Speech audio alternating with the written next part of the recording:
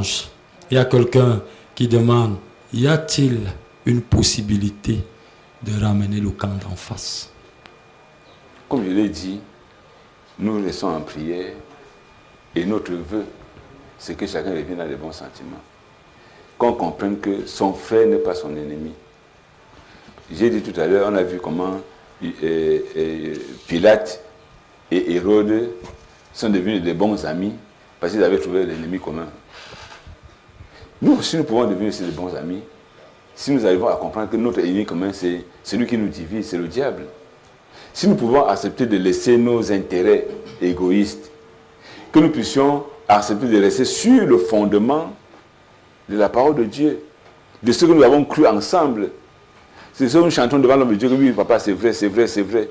Si ces choses sont encore vraies pour nous, c'est tout à fait normal qu'on puisse s'asseoir. Pour moi, il n'y a pas de négociation. Quand on parle de négociation, ça voudrait dire que quoi? Il y a des concessions, il n'y a pas de négociation. Il y a seulement que les frères doivent se retrouver et puis dire, bon, reprenons le chemin d'ensemble et puis continuons. Il n'y a pas de négocier, c'est un thème politique. Que bon, je laisse un peu ceci, je laisse un peu comme ça. Non. Mais pasteur, il vous reproche aussi certaines choses auxquelles vous pouvez aussi, qui ne regardent pas forcément la parole de Dieu. Si ce sont les choses qu'on me reproche qui sont vraies, je dois le confesser et abandonner. Il n'y a pas à négocier. Si j'ai fait quelque chose qui n'est pas bien, et on me dit, tu as mal fait, je dois dire, je reconnais que j'ai mal fait, je demande pardon, il n'y a pas de négociation à faire. Je ne peux pas négocier par rapport aux deux tiers. Il ne peut pas négocier par rapport à un statut. On ne négocie pas ça.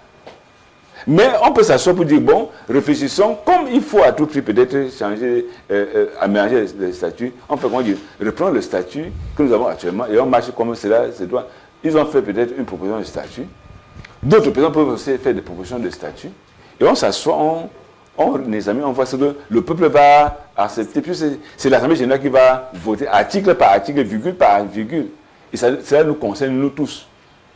Mais dire que je veux faire une négociation particulière, non, ici, là, pour la fête de Dieu, il n'y a pas de négociation. Quand Jésus vient, il ne négocie pas.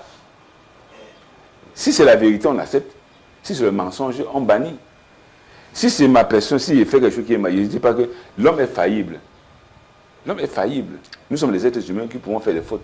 Et je suis conscient qu'on peut me reprocher sur des choses qui sont vraies. Il n'y a pas à négocier là-dessus. Il doit demander pardon. S'il était offensé, il demande pardon. Si j'ai offensé l'Église, je demande pardon à l'Église. Je peux peut-être être inconscient de ce que j'ai fait, peut-être qui est mauvais. Quelqu'un peut m'ouvrir les yeux là-dessus. Et si c'est vrai, on ne négocie pas sur ça. On demande pardon, on se repent, on se convertit. Donc, il faut savoir qu'on puisse dire que l'homme de Dieu nous a laissé la Bible, la parole. Rentrons sur cette parole, reprenons les enseignements, lisons ensemble, on va dire ici tu as mal fait, je demande pardon, ici tu as bien fait, c'est bien, et puis on remet ensemble, il n'y a pas d'autre chose à faire.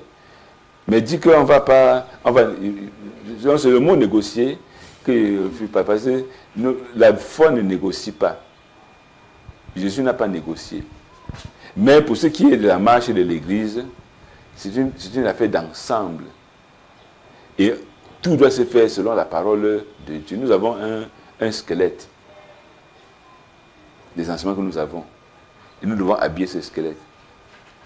C'est nous qui devons maintenant travailler pour que l'Église soit forte. Il n'y a pas un nouveau enseignement que nous devons sortir. Et ce que Dieu a témoigné hier, pas des signes, des prodiges et des miracles, nous ne pouvons pas refuser ça aujourd'hui. Si Dieu n'avait pas témoigné, on pourrait tergiverser. Mais quand il y a le témoignage de Dieu, on ne discute pas sur ça. Pour finir, pasteur, pensez-vous sincèrement que la réconciliation est encore possible? Dès le moment où nous avons le ministère de la réconciliation, et tant qu'on vit, on dit que tant qu'il y a la vie, il y a l'espoir. Tant qu'il y a la vie, il y a l'espoir. Donc nous pourrons, si déjà vous voyez, n'est-ce pas, voit un peu, la Syrie n'était pas dans la Ligue arabe, les Allemands ils ont fait la réunion ensemble, n'est-ce pas, si les hommes peuvent faire, n'est-ce pas, aller au-delà des principes qui les ont divisés, nous pouvons le faire. Encore plus pour nous les enfants de Dieu. Donc, tant qu'il y a la vie, il y a de l'espérance. Et j'espère que le Seigneur nous accordera la grâce de pouvoir revenir à de bons sentiments, que chacun puisse voir là où il a fauché le pas, qu'on puisse se pardonner mutuellement et qu'on puisse travailler l'œuvre de Dieu. Il n'y a pas d'intérêt de pouvoir chercher à ce que quelqu'un se perde. Non. Jésus n'est pas venu pour perdre. Nous ne sommes pas là pour perdre les gens. C'est là une très mauvaise chose qu'on soit arrivé. On peut arriver même au tribunal, même à la prison, mais sûrement un jour viendra, on va dire que mais il s'agissait même de quoi? Et puis on remet tout en ordre et on avance. C'est ça mon vœu, c'est ça ma prière à Dieu. Mot de fin. C'est ça ma prière à Dieu, que nous rentrons sur la parole de Dieu, que nous nous pardonnons mutuellement.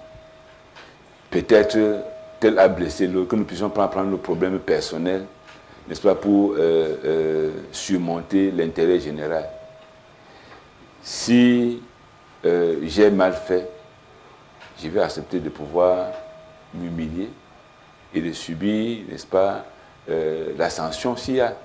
Si tel a mal fait, qu'on puisse le faire. Si on peut se pardonner mutuellement, qu'on se pardonne et qu'on puisse dire qu'après tout, on a fait 30 ans, 40 ans ensemble.